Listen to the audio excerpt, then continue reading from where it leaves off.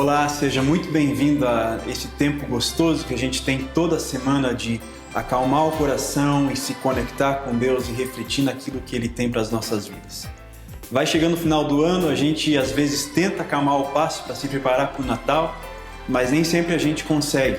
Por isso hoje, dedique esse tempo especial para você, pelo menos por enquanto, acalmar o seu coração mesmo e se aproximar de Deus. Que você possa cantar junto com a gente e que você possa descansar nesse momento, na sua conversa, na sua interação com Deus, na sua reflexão.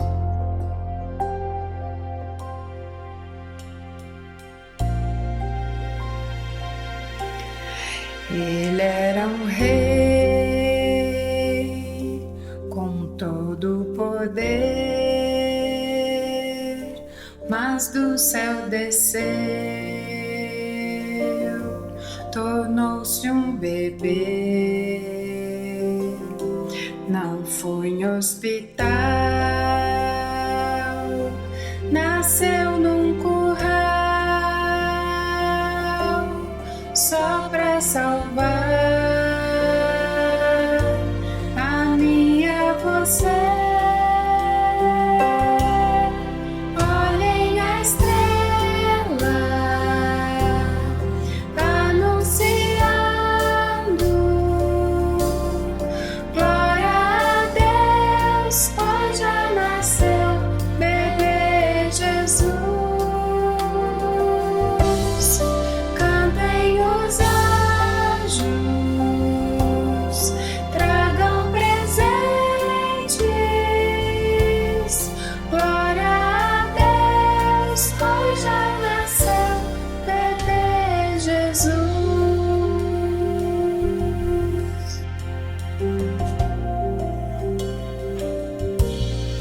Ele era um rei com todo o poder, mas do céu desceu, tornou-se um bebê. Não foi em hospital, nasceu num curral, só pra salvar a mim e a você. Olhem a estrela anunciando glória a Deus, hoje já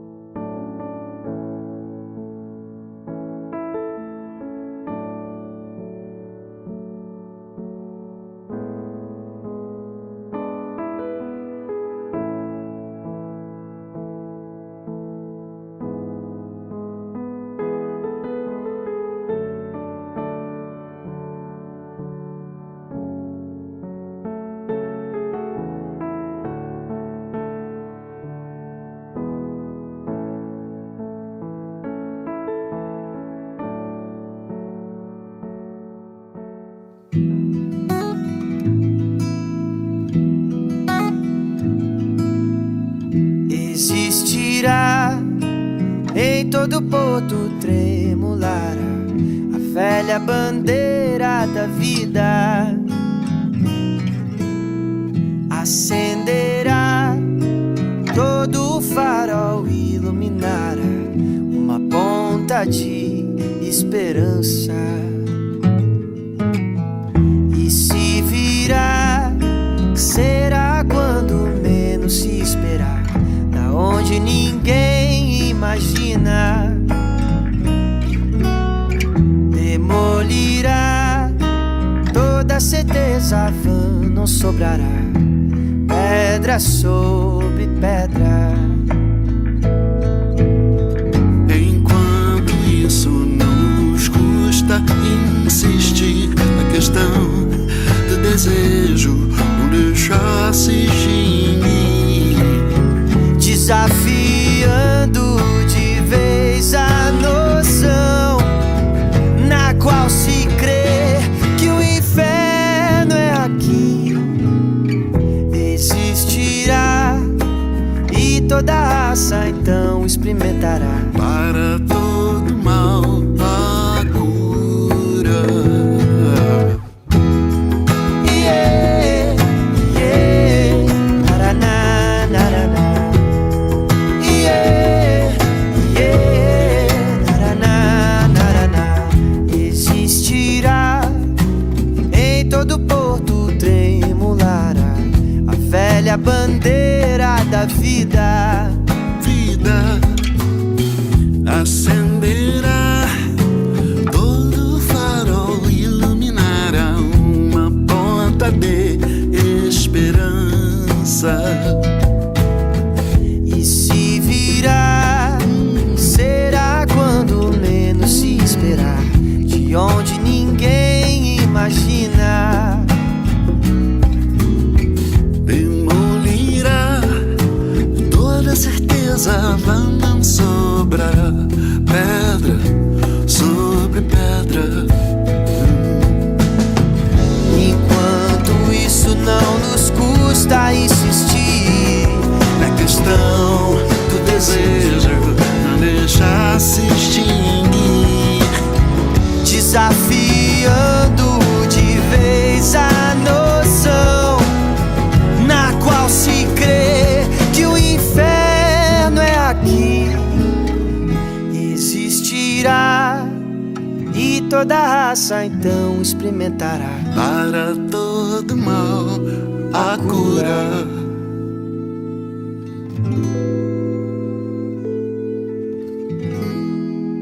Olá, queridos, tudo bem? Mais uma vez juntos para estudarmos a Palavra de Deus e buscarmos nela, através do Seu Espírito Santo, uma direção para o nosso final de ano, mas também para o nosso ano de 2022. Nós estamos aí às vésperas de mais um ano e sempre quando chegamos nesses feriados de final de ano, tanto Natal quanto no Novo, nós somos visitados por um sentimento de renovo, não é? A gente ganha presente, a gente se encontra, a gente tá junto tentando contar as nossas histórias, mas a grande verdade é que nós temos algo na nossa mente programado para que esses ciclos que se fecham e se abrem possam promover uma mudança. Isso é psicológico, uma vez que não há nada de místico que aconteça no universo no ano novo, mas sim, existem maneiras da gente enxergar esses ciclos como novas rotas que podemos iniciar. Isso nós ritualizamos, né? Nós ritualizamos numa ceia de Natal, nós ritualizamos num ano novo, e as religiões aí, elas nadam de braçada nesses momentos, né? Alguns usam algumas roupas específicas para tentar entrar no ano novo com paz, com dinheiro, com paixões, né? Então, roupa vermelha, roupa branca, roupa verde. Outros usam outros tipos de misticismos, né? Nós entendemos que essas coisas elas não têm razão de ser, né? Mas sim, nós também vivenciamos a mesma experiência de aproveitar esses momentos para dizer: eu vou começar uma dieta nova, né? Ou esse ano eu vou fazer uma faculdade. E nós começamos então a fazer uma série de desejos, de sonhos. Isso não é ruim, ainda que temos que tomar cuidado com aquilo que a gente promete, né? Eu vou ler a Bíblia inteira esse ano, todos os dias, e faz planos que são descabidos. Quando chega lá em fevereiro, março, que você não conseguiu fazer, você está cheio de culpa, de frustração. Então, tudo isso acaba acontecendo no final de ano. E no fundo nós estamos sedentos por palavras de esperança. Eu não sou daqueles que dizem que nós vivemos necessariamente a pior fase da humanidade, né? Isso seria um pouco arrogante, uma vez que nós vemos o mundo passando por um holocausto nazista, né? Na Segunda Guerra Mundial, nós vemos a época da Idade Média, pestes. Então, cada geração parece que vivenciou o seu próprio inferno, né? A sua própria visitação do mal muito presente. Mas nós precisamos falar daquilo que a gente está vivendo hoje, que é o final de um ciclo de 2 anos já, de pandemia, né? Uma pandemia que nós não sabíamos como lidar no início. Depois fomos nos adaptando, mas fomos tirados dos nossos relacionamentos, dos nossos encontros, dos nossos avós. Alguns, de fato, acabaram falecendo e perdemos entes queridos, amigos. Amanhã eu vou pregar numa igreja que vai ser um culto especial de consolação para todos aqueles que perderam familiares e amigos. Então espero que não seja um culto pesado, mas são 2 anos onde nós estamos vislumbrando já o final dessa pandemia, tentando começar a sair desse momento, mas não só vivemos uma luta muito grande na área de saúde, da atenção, de gente internada, desse home office, que se no começo as pessoas gostavam, depois a gente entende como é difícil ficar dentro de casa sem ter relação. E se você talvez se escondeu das notícias, né? Apagou os rádios, como eu falei na semana passada, agora a economia vem com a inflação com mais de 10% no Brasil, no mundo inteiro. Então nós vivemos um momento onde a gente quer ouvir uma palavra de esperança, algo que venha e diga, olha, não desista, né? Entre animado em 2022. E eu escolhi um texto que eu comecei a trabalhar com vocês na semana passada, e quando os anjos anunciaram para os pastores o nascimento de Jesus. Nós estamos próximos ao Natal, essa é uma mensagem de esperança, né, sobre o Natal e sobre 2022, e esse texto está lá em Lucas capítulo 2, versículos de 8 em diante. Eu gostaria de ler mais uma vez para vocês, que diz assim: havia pastores que estavam no campo próximos ao nascimento de Jesus, né? Esse é o contexto que está sendo narrado. E durante a noite tomavam conta dos seus rebanhos. E aconteceu que um anjo do Senhor apareceu-lhes e a glória do Senhor resplandeceu ao redor deles e ficaram aterrorizados. Eu gosto de grifar algumas expressões na palavra, eu gosto de dizer, olha, essa palavra é chave, essa expressão aqui é importante. E para mim a palavra mais importante desse texto até aqui não é a glória do Senhor, não é o anjo do Senhor, mas é o verbo aconteceu.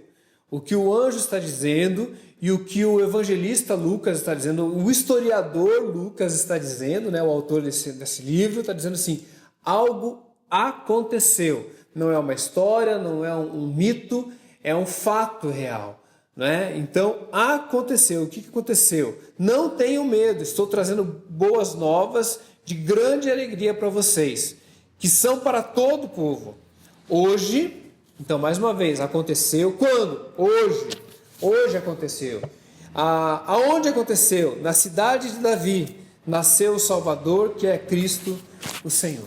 Vamos orar mais uma vez? Paizinho, obrigado, Deus, pela tua palavra, obrigado porque ela é suficiente para nos trazer esperança, satisfação, alegria, fé, confiança, e que nesse tempo ela possa nos alimentar de maneira a sairmos dessa reflexão mais piedosos, mais reverentes ao Senhor, mas também mais esperançosos pelo que há de vir na tua presença. Deus, nos ajuda, faz isso em nome de Jesus. Amém e amém. Então, quando o evangelista Lucas ele relata que o anjo disse aconteceu e anunciou, né, teve um evento, um advento, algo ocorreu, não é que apenas aquilo aconteceu para aqueles pastores, uma vez que o anjo diz não é para os pastores, isso aqui é para todo o povo. Né? E quando ele diz para todo o povo, existia uma perspectiva judaica, messiânica.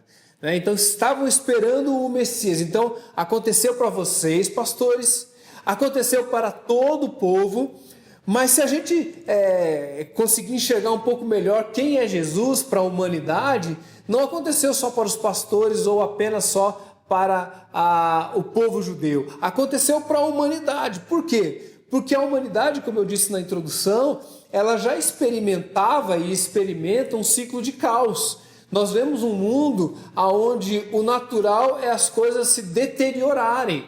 Nós vemos um mundo onde as guerras, os conflitos, os atritos, eles fazem parte da naturalidade das coisas. Não existiu uma geração que não enfrentou problemas, catástrofes da natureza, ou mesmo conflitos pessoais, tanto no macro quanto no micro.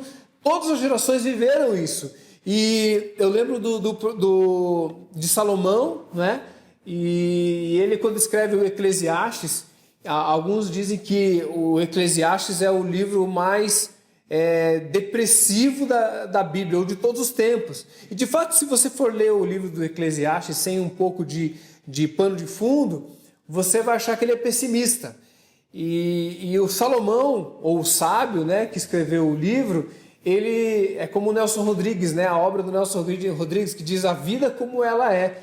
Então, Salomão tira o filtro da vida e ele olha para o mundo, olha para a vida e diz assim: a vida não faz sentido. Não faz sentido ficar correndo contra o vento. Eclesiastes capítulo 1. Ou mais para frente, quando ele diz assim, que sentido faz as coisas? O rio, ele corre sempre para o mar. As pessoas nascem, crescem, morrem, não acontece nada. O sol nasce no ocidente, se põe no oriente, nada muda nesse mundo. E quando ele faz esse tipo de análise, ele não está errado, uma vez que, de fato, nós estamos vivendo uma vida de rotina, a vida é rotineira. Né? O rio continua correndo para o mar, as lutas elas continuam acontecendo, e ele, apesar de terminar o seu livro de uma forma mais propositiva, né? Os últimos capítulos ele mostra uma esperança.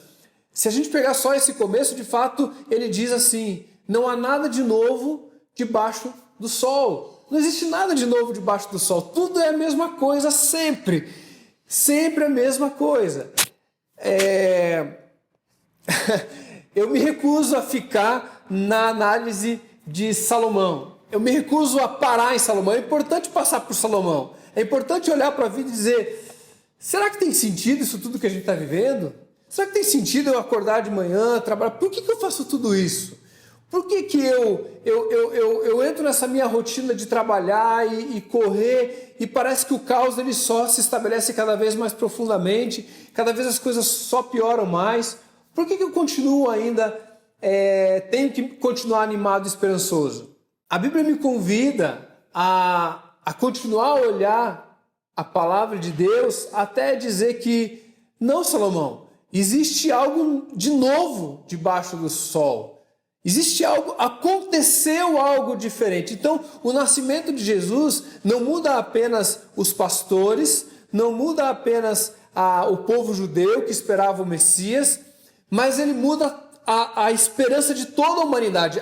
Um elemento novo apareceu no universo. Que elemento novo? Deus visita a criação, Deus visita a humanidade, Deus visita esse mundo e diz: olha, tem um freio de arrumação que vai acontecer a partir de Jesus. E quando Jesus nasce, o Messias chega, nós podemos a partir de agora crer que coisas novas podem e vão acontecer no universo. a visitação de Jesus na humanidade, ela muda a minha vida. E ela pode mudar a minha história. A minha vida pode ter sentido e pode ter razão de existir além de uma rotina repetitiva. Semana passada, nós falamos aqui que Jesus é o Salvador, porque o anjo deu 3 títulos para Jesus: Salvador, Cristo e Senhor. Hoje a gente vai falar do segundo título, que é Cristo. A palavra Cristo do grego, não é? Christos, ela é a tradução do ungido, né? Ou do Messias, né? Messiaca, o Messias prometido no Velho Testamento.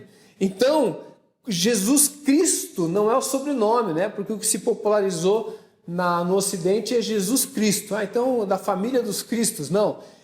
Cristo é um título, né? Que título?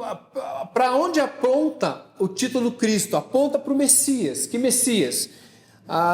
No Velho Testamento se ungia, então, reis, profetas e sacerdotes. Eles recebiam uma unção, eles eram ungidos e reconhecidos ali como autoridade. A partir do Velho Testamento se espera então que Israel ia receber aquele que faria esse papel de rei, de sacerdote e de profeta. A gente vai ver depois lá em Hebreus, se você quiser ler o livro de Hebreus, o autor de Hebreus vai falar exatamente de Jesus como o maior rei, o maior profeta e o maior sacerdote. Mas Jesus ele carrega o título de Messias. Para que o Messias pudesse ser reconhecido, ele tinha que nascer dentro de uma localidade específica e dentro de um contexto. Jesus nasce debaixo de promessas do Velho Testamento, promessas chamadas messiânicas. Isaías, Zacarias, Miqueias, você vai encontrar no Velho Testamento uma série de promessas, de profetas que vão fazer promessas de que nasceria então esse Messias. Então, uma das coisas, né, de tantas que Jesus ele oferece é que ele nasce em Belém. Né? Ele tinha que nascer em Belém, ele tinha que vir de Belém, a cidade de Davi. Né? O maior rei até a época era Davi. Jesus então agora nasce na cidade de Davi e ele agora é o maior rei. Vou falar um pouquinho melhor disso na semana que vem. E além disso, Jesus ele não apenas nasce debaixo de uma promessa, mas ele continua vivendo, comprovando a sua messianidade. Então, quando Jesus cresce, ele começa então o seu ministério, as pessoas dizem: quem que é esse aí? E um dos primeiros a apontar para Jesus é seu primo, João Batista. Profeta também, né? E que pregava no deserto, comia gafanhoto, mel silvestre, e ele está pregando lá e de repente Jesus passa, né? E João Batista aponta para ele e fala assim: olha lá, esse é o Cordeiro de Deus, né? Esse é o Messias que tira o pecado do mundo. E ali João Batista perdeu metade da igreja dele, né? Porque ele tinha os seguidores começaram a seguir a Jesus. E João Batista ficou feliz, porque era para isso que ele estava, para apontar para o Messias. E Jesus então começa a andar pela Judéia e ele começa então a realizar sinais messiânicos. O que são sinais messiânicos? Não são necessariamente milagres. Eu gosto de pensar que Jesus não fazia milagres, Jesus fazia sinais, né? Sinais miraculosos. Qual que é a diferença? Quando Jesus ele fazia um milagre, como a gente costuma falar, às vezes a gente pensa que Jesus estava fazendo aquilo apenas para ver uma cura pontual. Por exemplo, quando ele cura aquele cego e ele passa um barro nos olhos do cego, né? Molha, passa um barro e fala assim: agora você vai vai lavar os seus olhos lá no tanque, e isso é no sábado. Quando Jesus está fazendo isso, ele não está fazendo simplesmente um teatrinho. O que ele está fazendo pega um cego, que um dos milagres messiânicos era a cura de um cego, se esperava que o Messias prometido curasse um cego, e esse cego ia desfilar por Jerusalém, ia se lavar, nas escadarias ficavam os fariseus, os saduceus. Quem eram essas pessoas? Eram as pessoas da lei, que iam poder dizer assim: é o Messias ou não é o Messias? Eles ficavam ticando. Fez um milagre, teve um cego que foi curado. Então Jesus ele faz o cego desfilar para que todos vejam que não apenas ele ficou curado, mas que aquela cura aponta para dizer: quem me curou? E foi isso que perguntaram para ele. Ele falou assim: quem curou você? Ele falou: olha, quem me curou eu não sei, só sei que eu era cego, agora eu vejo.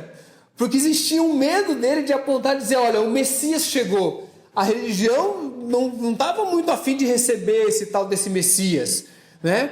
Mas Jesus então começa a fazer sinais messiânicos, fazer curas que estavam a ver com o apontamento para quem ele era. A sua identidade messiânica estava sendo reafirmada. Jesus ele demonstra como o Messias era aguardado, que ele cuidasse que ele conseguisse tomar conta da natureza. Então, num dos momentos de milagre, Jesus anda sobre as águas, mas ele também acalma o mar. E os discípulos dizem: quem é esse? Que até o vento e a tempestade lhe obedecem. Então, o Messias também teria esse poder de controlar a natureza. Um outro sinal de que se esperava do Messias é que ele controlasse os demônios. E as pessoas então viram Jesus curando aquele endemoniado, por exemplo, de Gadara, né? O gadareno, que ficava então numa região afastada. Ele agia como um maluco, ele se cortava com pedras, e Jesus foi lá e curou aquele homem. Um milagre que se esperava. E falou assim: até os demônios recebem ordem de Jesus e fogem e correm. Eu gosto muito de pensar de que nós vivemos num país muito místico, né? E quando nós falamos de demônios, tem os céticos, né? Muitas pessoas não acreditam em demônio, em diabos, em demônios, mas a Bíblia fala que eles são reais, são realidades espirituais.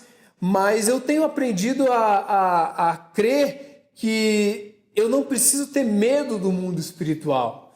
O mundo espiritual ele é real. Ele é mais real do que essa bancada. Nós não vemos, mas ele está presente. Anjos, demônios, seres espirituais. Nós somos seres espirituais habitando uma carne, mas somos seres espirituais. Mas eu tinha muito medo antigamente do demônio, do que podia acontecer. E quando Jesus ele mostra assim: olha, não temo, né? Eu trago uma notícia para vocês de que o diabo está derrotado. O diabo ele é um enganador. Para mim, o diabo ele não tem poder nenhum. Jesus ele mesmo diz de si: eu recebi todo o poder do céu e da terra. Todo o poder do céu e da terra me foi dado. Não sobrou poder para o diabo. Mas o diabo ele tem a capacidade de iludir, de ilusão. Então ele trabalha com duas coisas: medo e mentira. Então, como eu falei na semana passada, rapidamente, né, que nós podemos vencer o medo porque não existe mais nenhuma autoridade espiritual nesse mundo que já não tenha sido vencida por Jesus. Então nós não precisamos do medo. E nós não precisamos acreditar mais em mentiras. É como se a gente pudesse viver agora em 2022 sem precisar ficar atrelado a temores que não existem, né? Eu não posso prometer que vai dar tudo certo ano que vem, porque não vai dar tudo certo. Mas eu posso dizer para você que você pode encarar o 2022 sem um medo que te trave e sem acreditar em coisas que não são reais e que não aconteceram, né? Dizem que 80% dos problemas que a gente vivencia, eles nunca vão acontecer, né? Eles acontecem só na nossa cabeça. Mas eu gosto muito eu queria pensar nesse último, pensar no que Jesus vence também com relação às doenças. Uma outra expectativa que se tinha com relação ao Messias era de que ele curaria leprosos. A lepra era o câncer daquela época. Por quê? Porque era uma doença que ela afastava socialmente as pessoas. Então, a pessoa que tinha o câncer, ou que desenvolveu o câncer, ela não ficava apenas doente no seu físico, mas ela era considerada espiritualmente contaminada e socialmente isolada. Então, quando alguém começava a demonstrar sinais de câncer, de hanseníase, né, daquelas marcas, ou as suas insensibilidades, ela tinha que ir no sacerdote. Ela não ia no médico, ela ia no sacerdote. O sacerdote, se identificasse que tinha lepra, ele era colocado para fora da cidade. As cidades, as maiores especificamente, elas eram muradas. Então as pessoas elas eram condenadas a viverem isoladamente. E elas então começavam a peregrinar. Só que elas, para poderem sobreviver, elas tinham que viver da caridade das pessoas, porque elas não conseguiam mais trabalho, elas viviam em grupos, né? Então os leprosos eles andavam em grupos, peregrinando ao redor dos desertos, procurando uma maneira de sobreviver. Uma vida muito, muito, muito difícil, muito triste. Tanto que quando grupos de leprosos se aproximavam de pessoas sãs, eles tinham que chegar gritando, leprosos, leprosos. Por quê? Para que quem está longe saiba que vem um grupo de leprosos e possa desviar, porque se eles tivessem contato, eles também ficariam leprosos. Jesus curou leprosos. E Jesus curou um em específico, que ele volta para agradecer, e ele tem um momento ali também de uma cura que vai acontecendo no caminho, né? Como se Jesus mais uma vez soltasse ou liberasse a pessoa que recebeu o milagre para ir testemunhando, né? Mais uma vez um sinal milagroso, não apenas um milagre. Mas eu fico imaginando como foi. Vamos pensar que ele estava 20 anos leproso, aquele leproso. E ele... eu imagino quando ele se despediu da sua família, quando aquele leproso se despediu da esposa, dos filhos, dos amigos, e ele foi embora, porque ele não poderia mais vê-los nunca mais. Mas talvez de vez em quando ele corria num canto da cidade, tentava enxergar por uma fresta o seu filho, tentar enxergar a sua esposa, o que tinha acontecido, e ele tentando viver isso e nunca mais tocou em ninguém. E quando Jesus cura esse leproso, a Bíblia diz que Jesus tocou no leproso. Interessante, né? Cada milagre Jesus faz de um jeito. Por que Jesus tocou no leproso? Ele poderia ter feito só uma palavra, né? Dizendo, olha, está curado, né? Vai, está curado, lança uma palavra sobre você, né? Não, Jesus foi lá e tocou naquele leproso. Por que eu gosto de olhar para aquela ilustração? Porque o Messias, ele veio para restaurar a parte física, né? Ele veio curar a parte física. Contudo, nós esquecemos que às vezes os milagres que nós esperamos de Jesus, eles são apenas no lado físico. E não é fácil a gente saber que tem pessoas na nossa família, na nossa convivência, convivendo com câncer, convivendo com outros tipos de dores, de situações físicas. Nós queremos cura e eu creio em um Deus que faz ainda essas coisas. Não é sempre, não é toda hora, é por isso que chama milagre, né? Porque não acontece o tempo todo. Mas ao mesmo tempo, nós queremos essas coisas, nós ansiamos por isso. Mas Jesus ele sabe que tem coisas mais profundas do que apenas isso. Então, quando Jesus toca naquele leproso, o que ele está fazendo é restituindo ao leproso convivência social. Ele diz, olha, faz 20 anos que ninguém toca em você. Ou faz 5 anos, 2 anos, faz um tempo que ninguém toca em você. Pronto, agora hoje você vai receber um toque. E a tua cura ela não vai acontecer apenas no lado físico, mas no lado emocional também.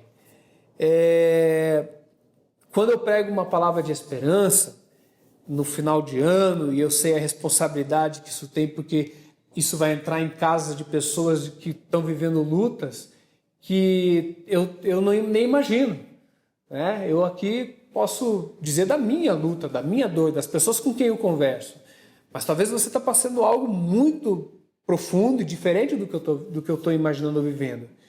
Mas o que eu quero dizer para você é que depois de Salomão, que entendeu que a vida era uma monotonia sem sentido e caótica, eu não tenho mais direito de não ter esperança a partir do fato que aconteceu, que é Jesus. O Natal é a lembrança de que 2021 tem Jesus. É comércio, não foi 25 de dezembro, concordo com tudo isso. Mas que momento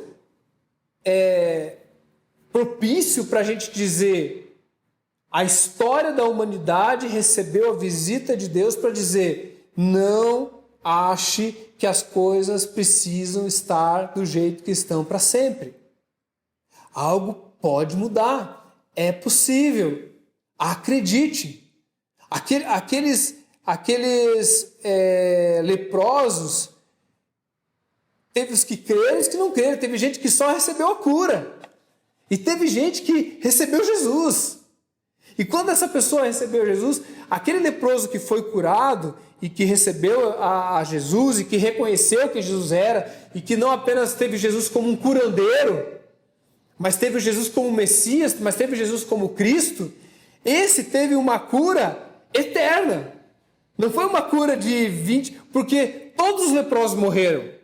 Não apenas os 9, né, que não voltaram para agradecer, mas aquele leproso que foi curado, ele também morreu. Ele só demorou mais tempo para morrer. Porque todos nós vamos morrer. Portanto, se a tua relação com Jesus é uma relação tão somente daquele que vai curar o teu físico, que vai pagar os teus boletos, que você vai lá e que vai fazer descarrego, que vai tirar não sei o quê. Se for só esse Jesus milagreiro, Jesus não era um milagreiro. Jesus nunca foi um milagreiro. Jesus estava lá para perdoar pecados, para dizer: olha, eu sou o Messias, eu faço esses sinais para dizer para vocês: olhem para mim e vejam além dos milagres. João Batista, quando apontou para Jesus e disse assim: eis o Cordeiro de Deus que tira o pecado do mundo, João Batista foi preso. E ele ficou na dúvida: será que eu apontei para a pessoa certa? E João Batista fala: vão perguntar lá para Jesus se ele é o Messias de verdade. E perguntam para Jesus e Jesus diz assim: olha, vejam o que está acontecendo. Os milagres que estão ocorrendo, os cegos estão vendo, os aleijados estão sendo curados. Mas cuidado, porque se você está se aproximando de Jesus para ter uma benesse que vai durar 20 anos, porque se eu for curado de alguma doença minha, mas daqui 20, 30, 40 anos eu vou morrer. Então seria uma cura muito pequena. Eu digo para você que bom que você veio até Jesus por um desejo específico. Que bom que você veio, eu não estou triste. 90% das pessoas vêm para Jesus porque estão com uma dor, porque estão com um sofrimento, porque estão com uma tristeza, uma depressão. Você está no lugar certo, você veio até Jesus. Mas o que eu preciso dizer para você é que você tem que ir até o Cristo. Você tem que chegar, você tem que passar essa fase do simplesmente as dores e dizer: qual é a palavra de esperança eterna que eu tenho? E eu digo para você, queridos, é que eu chego no final de um ano dizendo assim: nem tudo que eu queria aconteceu. Tudo que eu queria aconteceu. Eu tinha expectativas para 2021 que não se concretizaram. Mas eu posso dizer para você que eu recebi a esperança do Messias. E o Messias diz para mim que, ainda que eu ainda conviva com muitas e muitas lutas e dificuldades, eu tive a minha alma curada. Porque quando a alma prospera, tudo prospera. Quando a alma prospera, tudo prospera. Pode ser num barraco, pode ser num subemprego. Se a tua alma prospera, se você está cheio de esperança, tudo prospera. Eu oro para que você possa, no ano que vem, receber um ano cheio de bênçãos. Troque de carro, troque de emprego, torço para uma série de coisas. Mas a minha oração é que você encontre o Cristo, o Messias. E o Messias é aquele que vai oferecer para você uma esperança que vai além do ter ou não ter, mas é a esperança do ser e viver a mesma vida ao lado do Messias. Queridos, eu queria orar por você para que você pudesse entregar o seu ano 2022 ao Senhor. Os seus medos, as suas angústias, pedir que o Senhor visite os teus parentes enlutados ou mesmo aqueles que são enfermos, mas que você possa ir além do milagreiro, além do curandeiro que Jesus é. Vamos orar? Deus, muito obrigado porque o Senhor não deixou a história com pontas soltas. O Senhor amarra as histórias e amarra a história do mundo e amarra a minha história. Muito obrigado porque o Senhor mandou Jesus, o Messias prometido, aquele que veio debaixo das promessas e que cumpriu todos os pré-requisitos para ser reconhecido como o enviado, o Messias. E Deus, obrigado por tudo que o Senhor fez fisicamente na minha vida, financeiramente, o Senhor cuidou das nossas histórias. Mas Deus, nós queremos conhecer o Cristo, queremos conhecer aquele que salva a nossa alma, aquele que salva o nosso espírito, que é eterno, que não é um carro que vai durar mais um tempo, que não é um emprego que daqui a pouco não tem mais, mas é a alma e o espírito que são eternos. Nos ajuda, Deus, a não correr atrás do mundo inteiro e acabar perdendo a nossa própria alma. Nos ajuda, Deus, a viver o Cristo vivo no nosso coração, em nome de Jesus. Amém.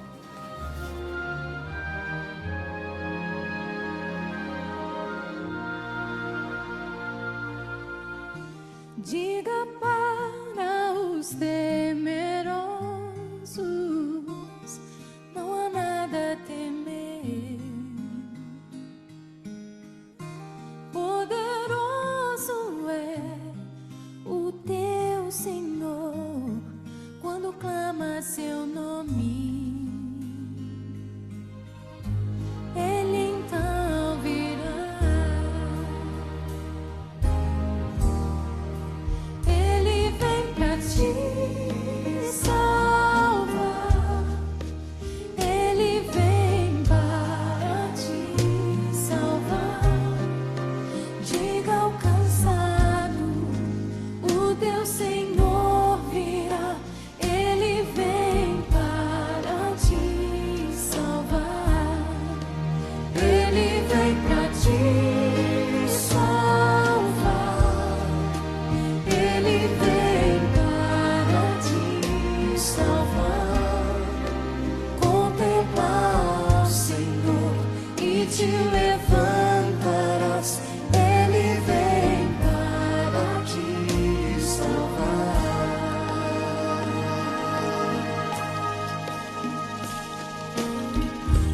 Diga para os abatidos, não percam a fé.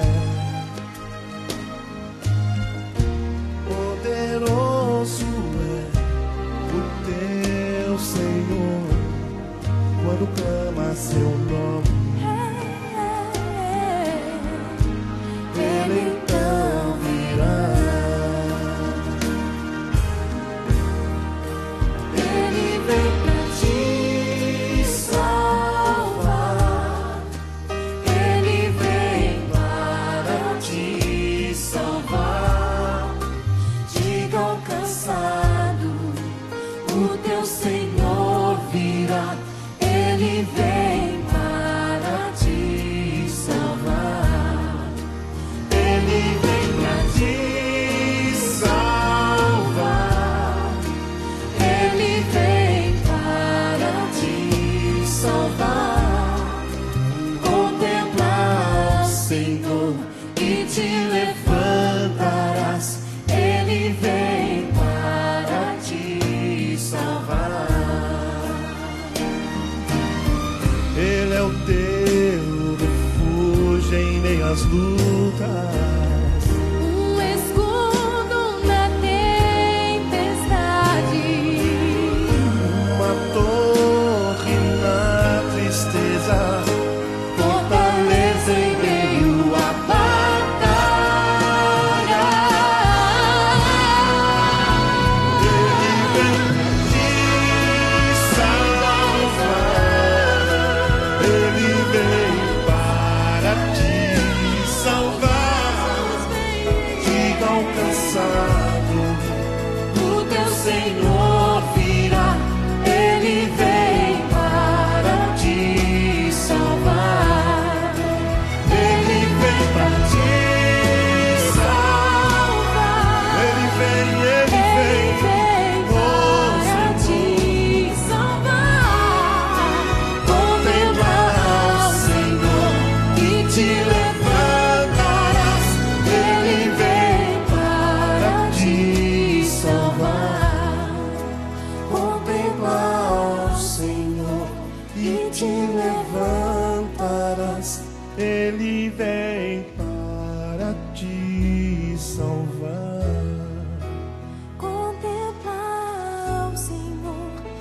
te levantarás, Ele vem para te salvar.